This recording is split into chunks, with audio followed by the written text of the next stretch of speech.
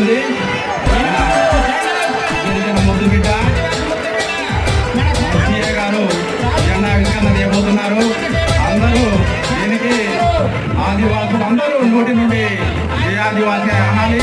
ఈ యొక్క జెండా ఆవిష్కరణ